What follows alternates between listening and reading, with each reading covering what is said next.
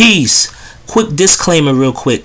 The clip that you're about to watch is from a video I did last year in 2021 on Faithful to God's channel dealing with this subject. So I thought I'd just cut it up and use it because the refutation still holds on the specific subject.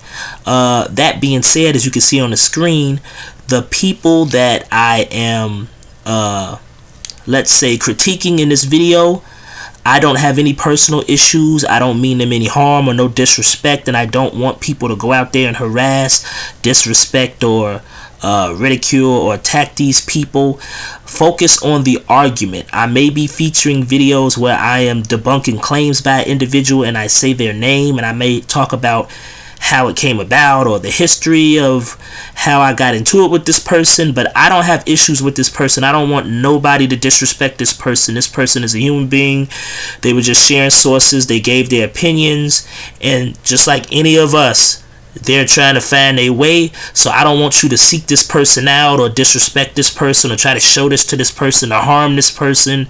Just focus on the information that I talk about and that they talk about, and come to your own conclusion. Plus, I'm going to include a clip where the individual that I was talking to, I chopped it up and had a peaceful conversation with the brother, and they admitted that they were incorrect on this source. So there's no reason for anybody to go out and try to disrespect or ridicule this brother just on information. It's all about the information, not personal. Let's have it where we can have dialogue that's healthy and we respect each other. That being said, let's all just watch the clip and deal with the information. Peace and love, y'all. All throughout the video, these clowns try to ignore all of the sources that say Portuguese Jews were literal black Negro people by gaslighting and showing images of white Caucasian people who were quote-unquote swarthy or quote-unquote dark.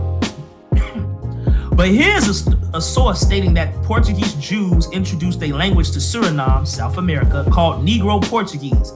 Let me guess, this language called Negro-Portuguese was created by white Caucasian people, LOL. He gives his source, and he's gonna show his source. So here's what I say. The Jews automatically have to be black because they introduced a language called Negro-Portuguese? Wait for it. This is his source. This is what his source said. Negro-Portuguese, originally introduced into Suriname by Portuguese Jews, is now spoken only by one tribe of the free bush Negroes, the Saramakans, on the upper Suriname, who call it Jotango, Jews' language.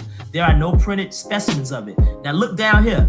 It goes to talk about Negro French, spoken in Trinidad, right?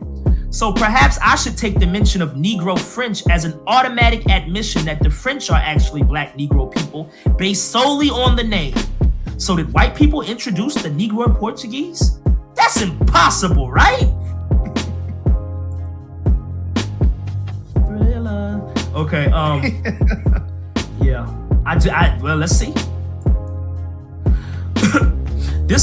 I like quoting this guy, Maurice Fishberg.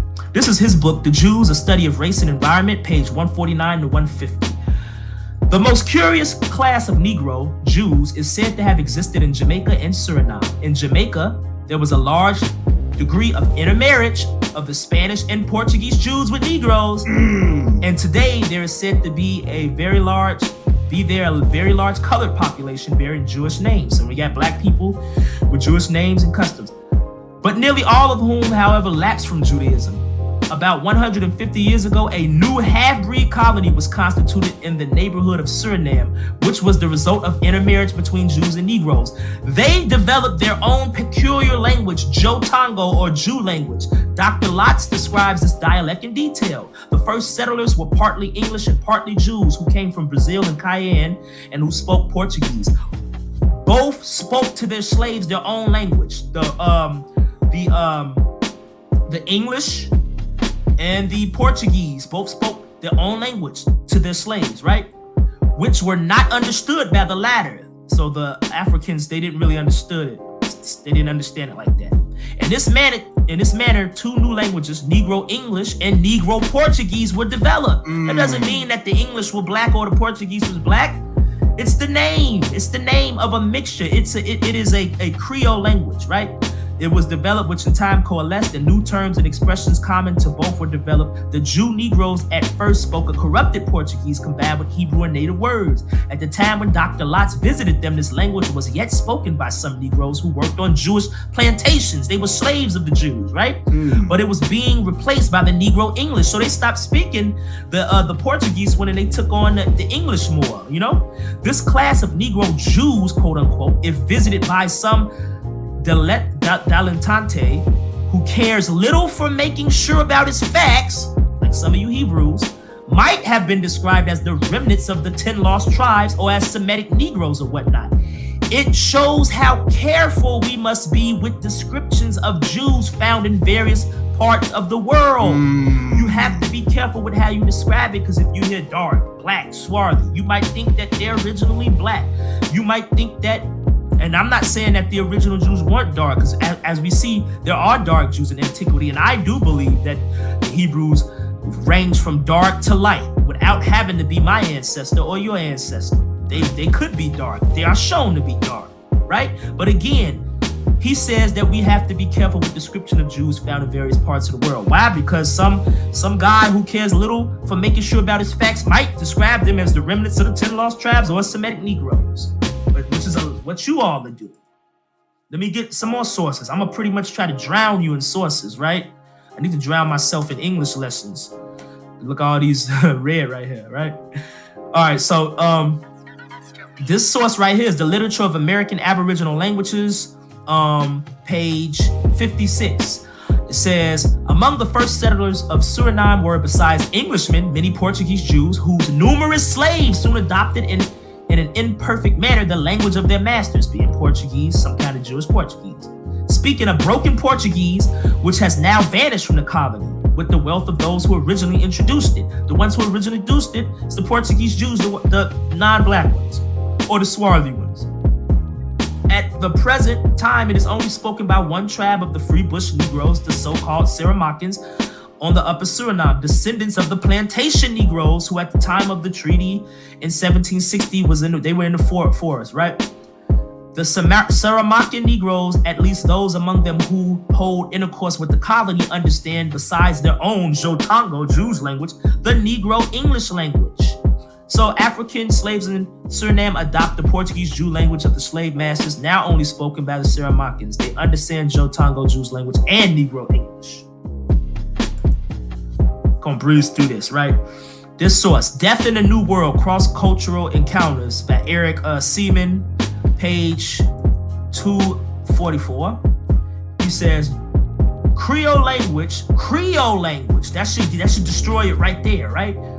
Called Jotango or Jutung, which combined African elements with the Portuguese vocabulary of Sephardic slave owners. Wait, you gotta read that one more time, please. Creole language called Jotango or Jutung, which combined African elements with the Portuguese vocabulary of Sephardic slave owners. And y'all claiming to be the descendants of slave owners, don't complain about slavery, because you're an enslaver if you're claiming a lot of these Sephardic Jews, specifically in Suriname, or any of the Locatos in West Africa. Many of them were slave traders and intermediaries, right?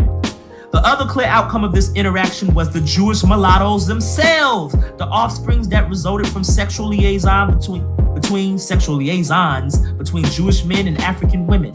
In some cases, mulattoes were conceived when slave owners sexually abused their female slaves. These are who y'all claiming to be, right? But these offspring were probably not raised as Jews. As we know, some of them were, right? More likely to be brought up as Jews were the children who resulted from a marriage Suriname style, right? All right, let me go down. By the 1760s, there were at least several dozen Jewish mulattoes who sought to practice their religion with their white co-religionists. They're talking about the Sephardic Jews. Wait, you gotta read that one more time, please. By the 1760s, at least several dozen Jewish mulattoes who sought to practice their religion with their white co-religionists. That's what the Jews of Suriname are called, the Sephardic Jews, the ones who also were escaping the Inquisition. Benaniah, if he's honest, he'll tell you, because he put up a source talking about them coming back into Suriname because of an Inquisition, right? Suriname's Jewish community made it clear that mulattoes could participate only as second-class citizens. And this goes to kill that mulatto is pertaining to two black people mixing, because why would they treat other black people as second-class citizens? Regardless, the source called them white co-religionists, right? Let me finish, because I got a lot to get through. This is Tudor Parfitt, right?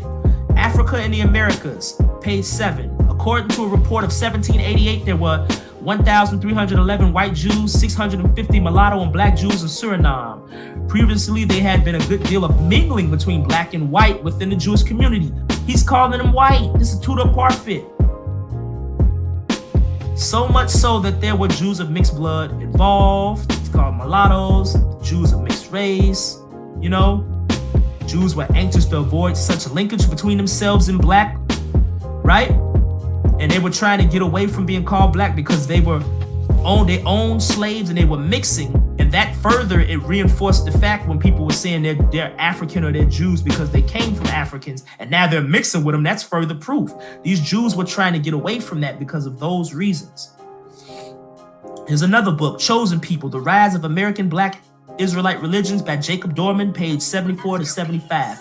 By far the greatest intermixing of blacks and white Jews was in neighboring Suriname, where Jewish influence was even more pronounced than it was in Curacao. Jewish influence on Suriname was unparalleled in any community in the Americas. Sephardic Jews first settled in the island soon after the English established a colony, right? In 1685, they built a synagogue. 1694, the island's Jews owned 9,000 slaves, and in 1730, they owned 115 of their 401 plantations, which held a total of 80,000 slaves, right? In 1780, they had 1,500 Jews, including 100 mixed-race Jews, and Jews composed almost half of the white population. Almost half of the white population. Planters even converted their slaves to Judaism. Blacks enslaved by Jews on Suriname developed a dialect. Blacks enslaved by Jews on Suriname developed a dialect known as Jotango Jutong, which includes a mixture of Spanish, Hebrew, and indigenous American words. It's ridiculous. This is Creole Jews, page 118, right? By Wieke Vink. He's taught. Now, what happens here is the Jews own plantations. The slaves run away to become maroons. Some of them become free, like the Juka or the Saramaican. And later points, when slaves run away, they would go looking for them and they would meet the maroons in the forests, right? It says in 1761, after an uprising by no fewer of 60 slaves from the Retour plantation, belonging to Salomon de la Parra, a group of 9 Jews accompanied by 48 good slaves set off after the escaped slaves. They searched for 3 weeks, but to no avail. When they had run out of provisions, they visited the Maroon village of Juka, with whom a peace treaty had been signed earlier.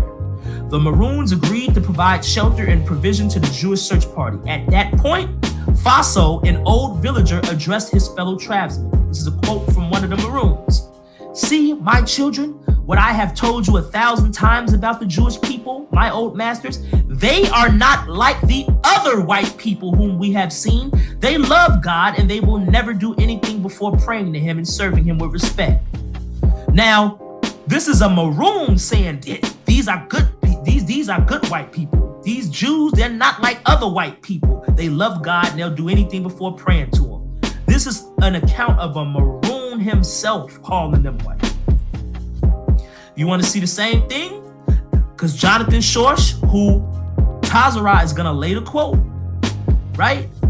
He's going to later quote 284. No, I'm thinking page 184 he's going to quote.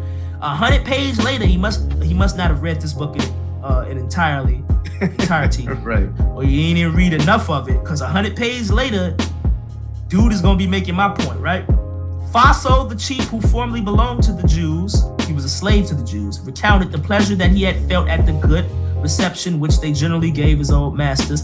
"See, my children, what I've told you 1,000 times about the Jewish people, my old masters, they are not like the other white people who we have seen." And this is Jews and Blacks in the Early Modern World by Jonathan Schorsch, page 284. And just to play with them, I'll just show the same thing in Jamaica. Source, The History of Jamaica, Edward Long, page 460. Same thing in Jamaica. A Coromantee Maroon calls the Jews white. This is page 460, right? It says, it happens that on the night after his captivity, a Jew was appointed to stand sentry over him. This is the Maroon. I guess he's in jail, and a Jew had to stand sentry over him. At midnight, the rebel, after reconnoitering the person of his guard, took the opportunity of tampering with him to favor his escape. You Jews, said he, and our nation, Coromantes, ought to consider ourselves one people. You differ from the rest of the whites, and they hate you. So Tazara, I think it's safe to assume that white people or non-black people did introduce the Negro, Hebrew, whatever tongue into Suriname. Sorry, truth is stranger than fiction. Matter of fact, deal with this. Isaac Fernandez, Sephardic Jew in Suriname. Y'all seen this before, but he said he knocked down our important parts, right? I didn't describe him as black or Negro at all. I just said he's a Jew in Suriname, right? But here he is mixing with a mulatto woman. This is the Fernandez family. You've seen it. I'm not gonna dwell too much on it, but this is a non-black Jew, Sephardic Jew. I don't know if he's swarthy to you. He might be swarthy to someone else, but this is his children. This is what your Africans look like. This is what the mixture would look like. Bigger picture. Highlight him. So circle it. He's circle right it. here. There you go. And look at his family. His wife, his family. Go to Suriname, folks. About this right here. This is me being an a-hole right here. Don't worry about that. But you was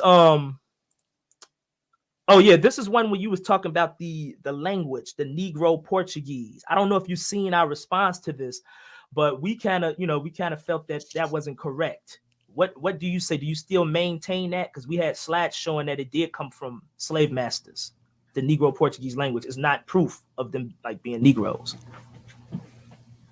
All right, when I first posted this, I just, I have a collection of sources, and I just threw some up. I can admit right now, I believe now, I didn't completely research into what you guys had said about it, but I can say I'm about 80% sure, maybe even 90% sure that I was wrong on that specific source. Yeah, but, it's cool. Let me. Sometimes you're wrong, and Okay, can I be wrong? No, can I be wrong without having to be because you just called me a 93 was just incorrect. You need to do more research instead of me being a liar. Can I be that? Yeah, yeah. And I apologize, but I'm saying I was coming at you guys like that. Yeah. So it's the only reason I was coming at you guys like that is because you know how Faithful is, and with you teamed up with him, it kind of seemed like you felt the same way that he did. I'm Suge Knight. He yeah. So Negro-Portuguese. You stupid, 93. You stupid. Introduced into Suriname by Portuguese Jews, is now spoken only by one tribe of the free Bush Negroes, the Saramakans. Who call it Jotango. There are no printed language of it. Let me see. So basically, where was it at? They half-breed colony, blah blah blah, intermarriage between Jews and Negroes. So these Jews aren't Negroes that mixed. They developed their own peculiar language, Jotango. So I don't got to dwell on that.